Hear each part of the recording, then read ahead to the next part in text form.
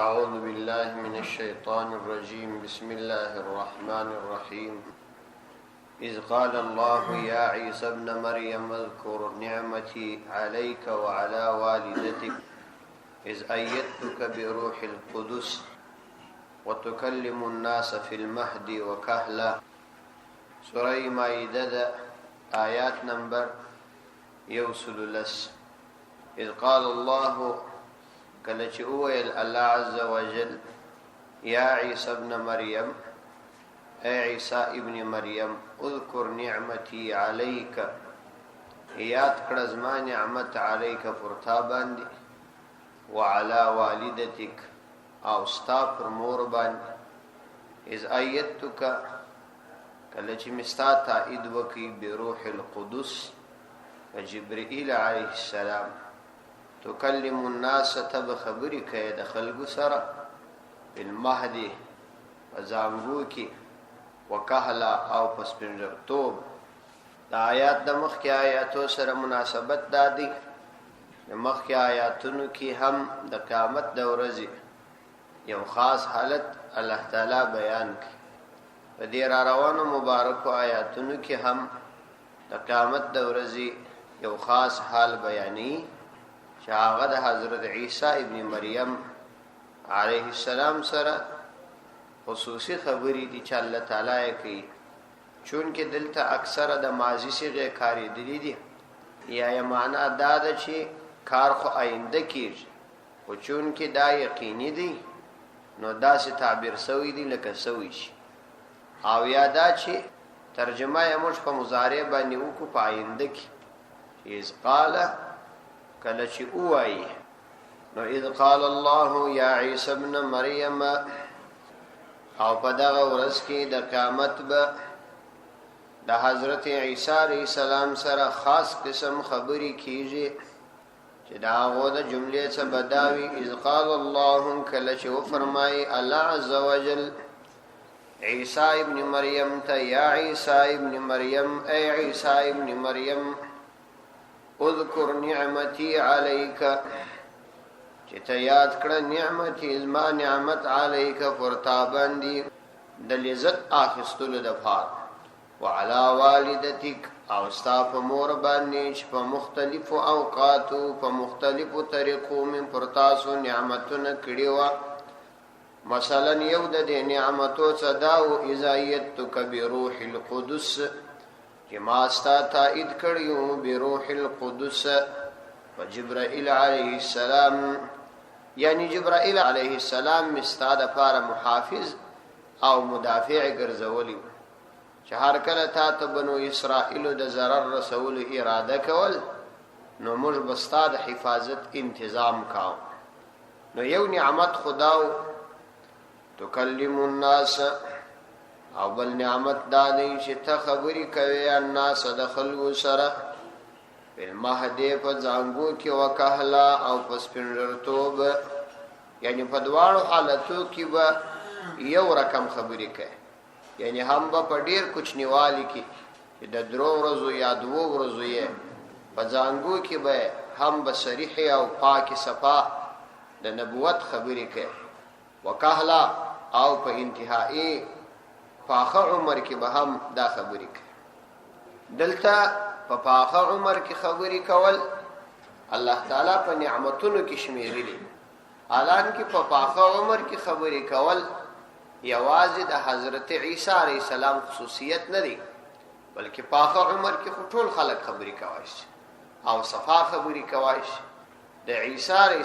السلام د پاره چې د دې یادونه سوې د اشاره دی ته چې ته په دنیا کې وفات نه، یعنی ته اسمانونو ته پورته سوی او بیا وروسته د سید رسول صلی الله علیه وسلم د نبوت په دور کې په آخره زمانه کې راځي، د هغه د امتی په حیث به بیا د مسلمانانو رهبری کوي او د خلکو سره به بیا د دین په ارتباط خبرې کوي. نو عیسی علیه السلام خو به نبی لیکن نبوت او کتاب و شریعت د پیغمبر علیه السلام د دین د شریعت په وجه منسوخ دي،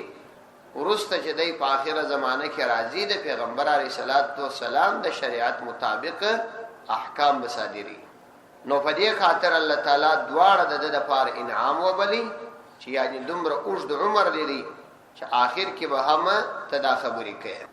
تکلم الناس فی المهد وکهلا وإذ علمتك الكتاب او دا نعمت همیات کا چې کلمه دروشو دی تعالی را الکتاب کتاب والحکمت حکمت والتورات تورات والانجیل انجیل یعنی چې کله موږ ته وشو دی الکتاب یو آسمانی کتاب والحکمت د حکمت خبري والتورات او تورات بالخصوص والانجیل او انجیل بالخصوص مو بیا دا کتابونه درته وشو دل یعنی تا ته مو د حکمت خبري وشو دل عقل او فهم درکړه او تا ته مو کتاب او حکمت وشو. اشاره د دې خبرې ته چې په انبیاء علیهم السلام کې د نبوت استعداد دا د دوی ذاتی کمال نه دی بلکې دا د الله سبحانه و تعالی د طرفه انتخاب دی په خپل بندگانو کې او څوک انتخاب کی ځکه نبوت وهبي شی دی نبوت کسبی شی نه دی په کسب نه حاصلیږي ولایت په کسب حاصلیږي سړی ولی عبادت وکي ولی نه جوړېدلای شي په نبوت په کسب نه حاصلیږي نو دی کی اشاره و دی ته چې دا نبوت دا زموږ خاصه پیرزوی نه و چې تاسو درک وَإِذْ تَخْلُقُوا مِنَ الطِّينِ كَهَيْئَةِ الطَّيْرِ بِإِذْنِي وَتَنْفُخُوا فِيهَا فَتَكُونُ طَيْرًا بِإِذْنِي وَتُبْرِئُ الْأَكْمَهَ وَالْأَبْرَصَ بِإِذْنِهِ وَإِذْ تُخْرِجُ الْمَوْتَى بِإِذْنِهِ وَإِذْ كَفَفْتُ بَنِي إِسْرَائِيلَ عَنْكَ إِذْ جِئْتَهُمْ بِالْبَيِّنَاتِ فقال الذين كفروا منهم إن هذا إلا سحر مبين وعز تخلقوا من الطين او دا نعمت هم دریات کا چکل تا جوړول من الطين د خټو څخه که هيئت الطير پشان باندې د مرغه باذن ازما په اجازت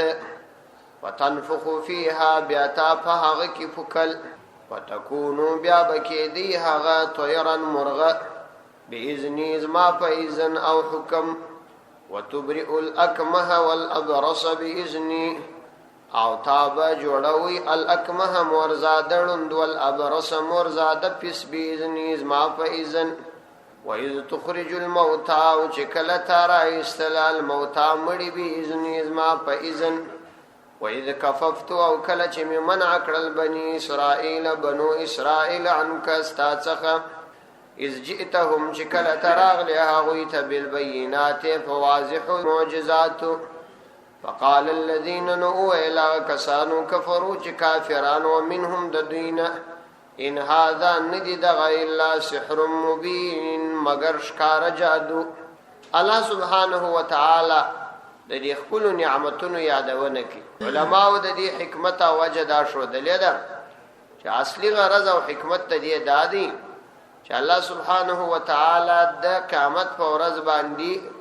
و دې تمام انسانانو ته دا ثابت کی چې عیسی علیه السلام الہ نو او نه د الہ یو جزو او نه د الہ زیو یعنی الہ یوازې الله سبحانه وتعالى دی چې د جسم څخه پاک دی د اجزا او څخه پاک دی په خپل ذات او صفات کې هیڅ شریک نه لري او انبیاء د الله تعالی رسولان او بندگان. اذ تخلقوا من الطين كهيئه الطير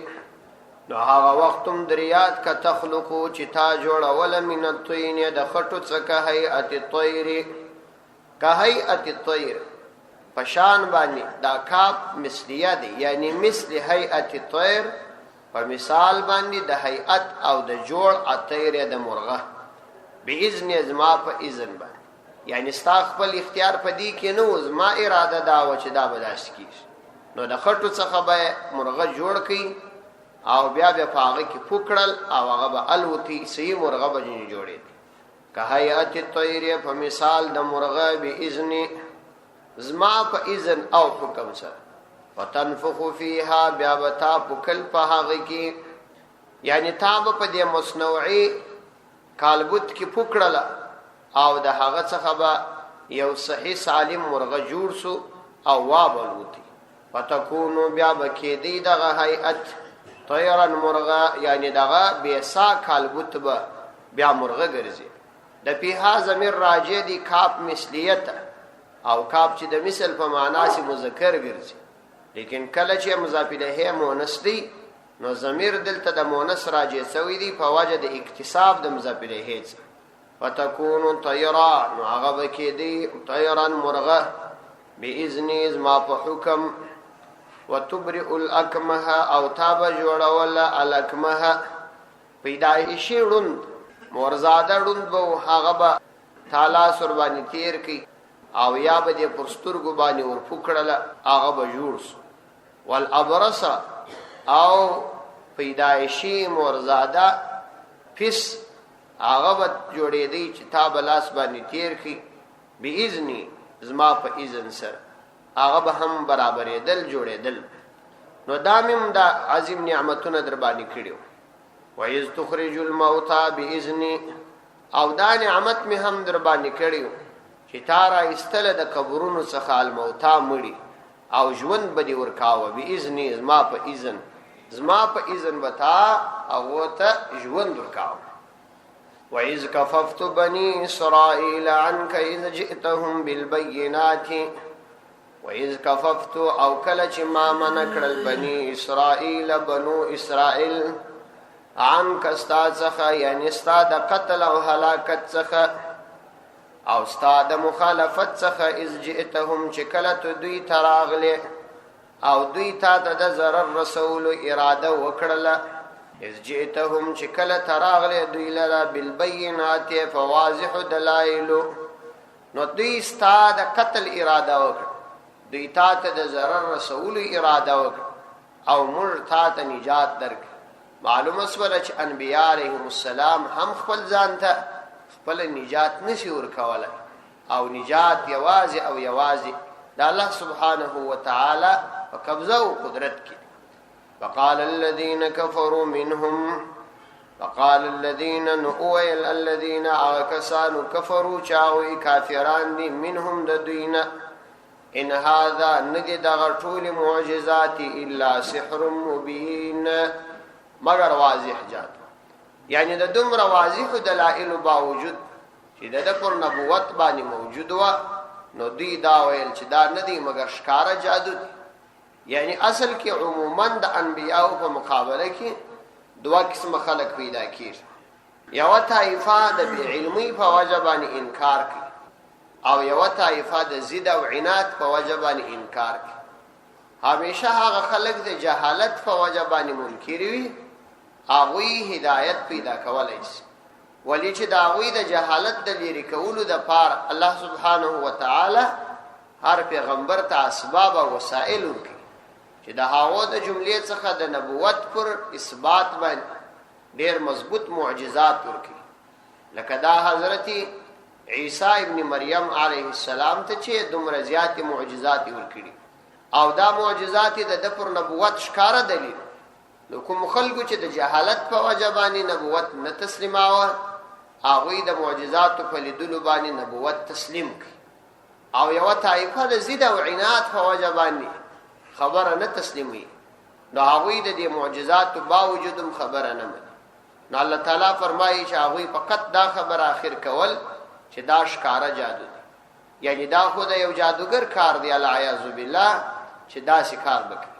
سره د دې چې د جادو په وجه باندې دا کارونه نه کیږي د جادو په وجه باندې فقط د انسان د ضرر د پاره څه کېدلای شي چې چاته ته ضرر په ورسي او یا د انسانانو پر سترګو باندې تاثیر واچي چې په سترګو باندې د هغه شی اصلي شکل او صورت ونوي فجادو سره د چا د نفع کار نه کیږي ځکه جادو د نفع د پاره وضع سوی نه نو کچيري مثلا جادو د دې د پاره وچ د چا سترګې په جوړیږي او یا د پس مریضي په شکیږي نو بیا خدا جادو ناجایز نه دی نو ناجایز به ولې دی ولې خود خلکو نفع پکشي کارا خبره ده چې په جادو کې نفع نشته فقط او فقط د ضرر د پاره کیږي او یا د انسانانو د سترګو چې دا دوی ورته شمپوشي وای د دې د پاره استعمالي دوی په دې پیدل خدا فقط د زید خبره او دا همیشه قانون دی چې زیدی انسان هدایت نه پیدا کوي، ولی چې د زید او عناد په وجه خالی ذهن نه، همیشه د حق د خبرې د اوریدلو په مقابله کې د خپل ذهن کې یو داسې سوچ او فکر کړي چې دا خبره به نه منم، ځکه دا د اول سره د نه اوریدلو په نیت باندې اوري. وَإِذَا أَوْحَيْتُ إِلَى الْحَوَارِيِّينَ أَنْ آمِنُوا بِي وَبِالرَّسُولِ وَإِذَا أَوْحَيْتُ إِلَى الْحَوَارِيِّينَ أَنْ آمِنُوا بِي وَبِرَسُولِي قالوا آمنا واشهد بأننا مسلمون. وإذ أوحيت او کله چې ما وحي وکړه الى الحواریین حواریین ته ان آمنو چې تاسو ایمان راوړی بي فما باندې وبرسولي او زما په پیغمبر باندې. قالوا نو هغوی وویل آمنا موږ ایمان راوړی دي واشهد او گواسه بأننا مسلمون چې یقینا موږ فرمان بردار یو. اذ قال الحواریون یا عیسی ابن مریم کله چې وویل حواریین یا عیسی ابن مریم اے عیسی ابن مریم هل یستطيع ربک آیا طاقت لري ربک استعرب ان دې ينزل علينا مائده من السماء چرا نازل کی علینا پر مجبانی مائدتن یو پخڑوڑی من السماء دا اسمان. قال وی فرمائل اتقوا اللہ دا اللہ تعالیٰ سو بیرجی ان کنتم مومنین کتاسو یاس مومنان. اوس دا اللہ عز و جل دا طرف دا عیسیٰ علیہ السلام دا نبوت پا ارتباط بانی سنور یادوان کیش. وَإِذْ أَوْحَيْتُ چې کله ما وحی وکړه یعنی د انجیل په ذریعہ چې پر عیسی علیہ السلام را نازلې دی د هغه په ذریعہ می وحی وکړه ال الحواریین حواریین. کدا سي ترجمه وکړو ترجمه بالکل جوړیږي ولی چې حواریین خو پیغمبران نه و او وحی خو پیغمبر ته کیږي. نو بیا ځینې مفسرینو یا ترجمه دا کړي چې کله موږ الهام وکي حواریین او یا کله موږ خبر ورکی حواریین پزړی کې مور واچو. لیکن صفا ترجمه مولانا اشرف علی تهانوی رحمه الله دا کړی چې کله موږ وحی وکړلې و عیسی علیہ السلام ته د انجیل په واسطه چې هغه به د حواریین ته خبر ورکی نو هغه خبره بالکل صفا ده. وحی عیسی علیہ السلام ته سوي دي و عیسی علیہ السلام بیا و حواریین ته خبر ورکړي. وَإِذَا أَوْحَيْتُ إِلَى الْحَوَارِيِّينَ کله موږ وحی وکړې په انجیل کې ستاسو په ژبه الى الحواریین حواریین ته. حواریین د عیسی علیہ السلام مخلص ملګری و. دا د حوار څخه اختصوي یا مفرد حواری دی. حواری مخلص او صفازړي کس ته ویل کیږي. ځینې کسان وایي چې دا د دوبي په معنا باندې دوبی تم دوبی په داغه وایي چې دای خالی پاکي. نو دلته ورسره مخلص ملګری او پیغمبر علیه الصلاۃ والسلام صحابه ته صحابه ویل کیږي او د عیسی علیه السلام ملګرو ته حواریین ویل کیږي. پیغمبر علیه الصلاۃ والسلام فرمایي زما دوه حواریین مستا هغه یو طلحه او بل زبیر رضی الله عنهما. نو حواری مخلص ملګری ته وایي. خدا اصطلاحات دي چې د عیسی علیہ السلام ملګری په حواریینو یادېدل او د سید الرسول صلی الله علیه وسلم ملګری په صحابه یادېږي رضی الله عنه. ان امنو بی دا وحی مرتوه کړي چې ایمان راوړي بی په ما باندې و برسولی او زما په رسول باندې یعنی عیسی علیہ السلام. قالوا هغوی ویل په جواب کې آمنا مل ایمان راوړي دي واشهد او تگواه وسا ای الله عز وجل بأننا مسلمون چې یقینا مسلمانان یو یعنی حکم منونکیو. اذ قال الحواریون کله چې ویل حواریین یا عیسی ابن مریم ای عیسی ابن مریم علیک السلام هل یستطيع ربک آیا طاقت لري یعنی کولی سی ربک استعرب ان ينزل علينا مائده من السماء چې را نازل کړي پر موږ باندې مائدتن سترخان من السماء د اسمان څخه. یعنی الله تعالی خدا کولای شي. آیا د الله تعالی د حکمت خلاف خو بنی دا که الله تعالی د اسمان نه مشته یو سترخان د ډوډۍ ډک را نازل کړي. عقیده خودی درلودل په دی باندې دوی پیدل چې د الله تعالی په وسدا پوره ده. خو مقصد دلته دا دی چې دا خو بد الله تعالی د حکمت مانع نه. یعنی هل یستطيع ربک آیا کولای شي استرب یعنی کوم امر خو بد الله تعالی د حکمت مانع نه وي ان ينزل علينا مائده چرا نازل کړي ور موږ باندې مائدتن مائده یعنی فخډوړي من السماء د اسمان څخه. مائده دا د امید څخه اختصوي او یا دا د میمه څخه اختصوي. د میمه د مائده وړو ته هم وای او مائده د مادوبه څخه مختصوي. مادوبه سترخان تم ویل کیږي. دلته مراد ورڅ په خډوړي په موږ باندې را نازل کړي من السماء د اسمان څخه.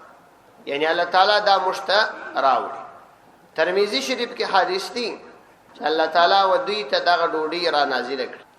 او دا وچ ډوډۍ او غوښي وي او دوی ته برا نازلې دله د سهار په وخت کې او د ماښام په وخت. او پر دوی دا شرط شو دل سویو چې تاسو به دا ساتي نه. نو دوی هغه ساتله په دی وجه باندې ذخیره کول او د ذخیره اندوزی سدي منعسیو. نو په همدې وجه الله تعالی بیا دوی ته سزا ورکړه او خنزیران او بزوګانی ورڅو ګرځو. ولی قاعده دا د قانون دا دی څومره چې دلائل صفاوي انکار دغون استر عذاب. څونه چې دلائل ډیر راځي خبر ډیر واضح وي بیا انکار سړی کوي نو سزا هم ډیر. او څومره چې نعمتونه زیات وي نو انسان شکر نه ادا کوي نو ناشکری زیاتی او د زیات ناشکری په وجه عذاب شدید راځي. قالوا اتقوا الله ان كنتم مؤمنين. قال ورتويل دا عيسى عليه السلام اتقوا الله تاسو د الله تعالی څخه بیرېږئ ان كنتم مؤمنين کتاسو مؤمنان یاست د الله تعالی څخه بیرېږئ.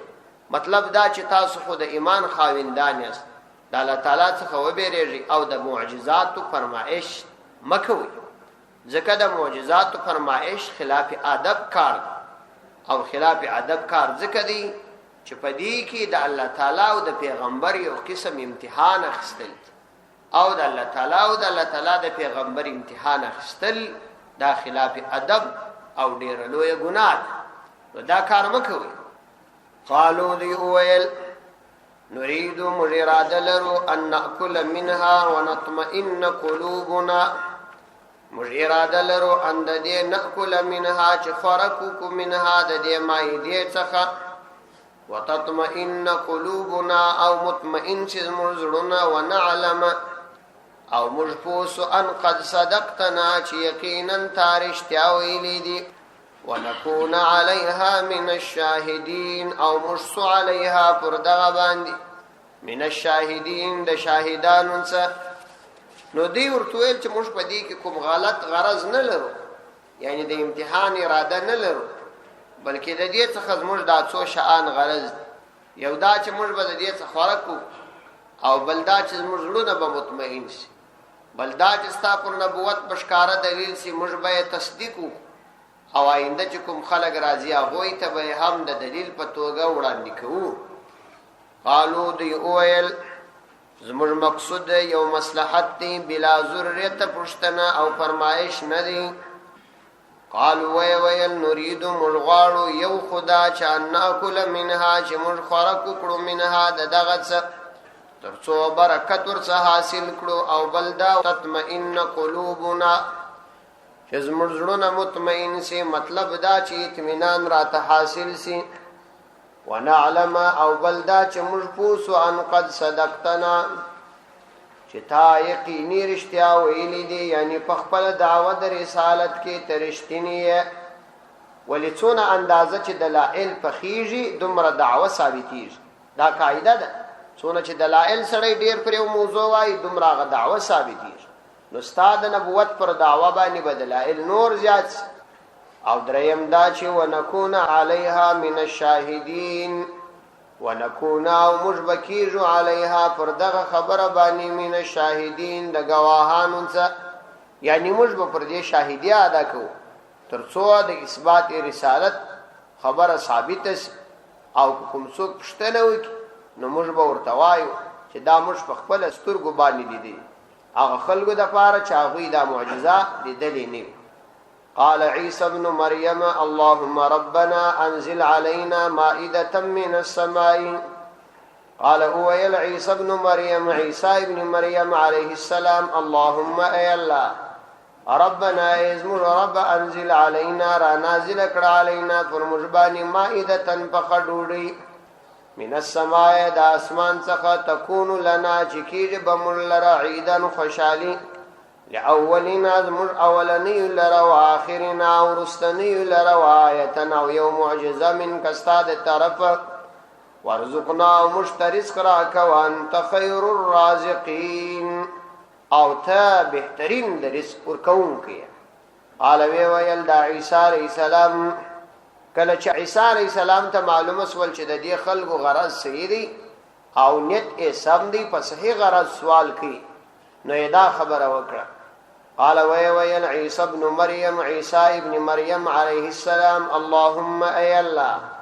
ربنا ازم رب انزل علينا را نازل کړه پر موږ باندې مائدة سرخان من السماء د اسمان څخه تكون لنا عيدا چې سجز موږ د پاره خوشالي حاضرینو تدیم خوشالي دی اولنا زمر اولنی لرا یعنی حاضرین لرا و آخرنا او رستنی لرا و آیتن او سیدی و نشز ما پر پیغمبری باندې من کستاده طرف زما پر نبوت به یو معجزم سی یعنی حاضرینو ته خوشحالی په دی وجه سی چې هغه به یې خورک جنوي کې او بلدا چې الله تعالی دعا قبول کړل درخواست قبول او د ورستنی د پاره به بیا ځکه خوشحالی وي چې هغه به د خپل مشرانو او سلفو په دغه عمل خوشاله وي چې الله تعالی په هغه باندې انعام کړی او دا هغه دعا قبول کړي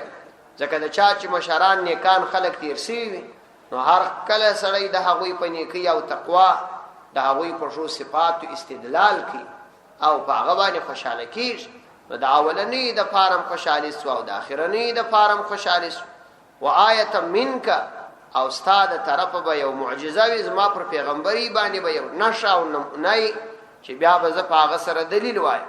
نو یو خو به د مؤمنانو یقین په زیات سي چې تماته دا معجزه راکې او پر منکرانو باندې به حجت تام سي هغه به بیا مقابله نس کول او ته بهترین رزق ورکوونکی ځکه چې ته چاته ورکې بلا عوض ورکې او کما د ځان ګټه دینی پکشي کی او بندگان چې چاته ورکی هغه د عوض په مقابله کې ورکی چې یا دعا په عوض کې غواړي او یا بل شی په عوض کې غواړي او بل دا چې د ځان د ګټې د پاره دا کار کوي نو الله تعالی استرخان ورته نازل کی لیکن هو دا ورته فرمایي قال الله والله تعالی و فرمایل دی خلق لرا چې عیسی علیہ السلام ته دی خلق ته دا خبره هم وکړه چې انی منزلها چې یقینا زرا نازلون کی يم د استرخان علیکم پر تاسو باندې لیکن هو دا خبره د فمن یکفر بعدو کچا انکار وکي د نبوت څخه یا د الله تعالی د توحید بعدو رستا یعنی حقوق واجبه چې عقلا او نقلا ثابت دي پرې شودل فإني نو یقینا ز اعذبه عذاب کوم هغلر عذابا عذاب داس عذاب لا اعذبه زبدا عذاب نور کوم احدا هیچات من العالمین د عالمیانو څخه یعنی کچانا فرمانی وکړه او بیا یم استاد نبوت انکار وکي نو بیا به زداسي شدید عذاب ورکم چې دا د دوی په زمانه کې به بل هیچات داس عذاب نه وکړي. قال الله تعالی و فرمایل چې عیسی علیہ السلام ته دوی ته وایا انی منزلها زرا نازلون کیم د دې استرخان علیکم فرتا سبانی فمن یکفر نو چا چې کفر وکي بعدو رست منکم استاسو څخه یعنی د الله تعالی حقوق واجبه عقلا او نقلا یې شودل فإني نو یقینا ز اعذبه عذاب کوم هغلر عذابا داس عذاب لا اعذبه چاغ عذاب بنور کوم احدن هچات من العالمین د عالمیانو څخه یعنی دغه عذاب په داده دی په زمانه کې بل هچات نه کم ور لکه دوی ته چي ورک نو هغه عذاب داو چې دوی د الله تعالی نه فرمانی وکړه د عیسی علیه السلام د نبوت انکار وکي هغه کسانو چې ورستنی و هغه حواریین خو نه دی کړی نو الله تعالی په وی د عذاب راوستي چې ځینی بزوګان او ځینی خنزیران الله تعالی دې محفاظت وکي صدق الله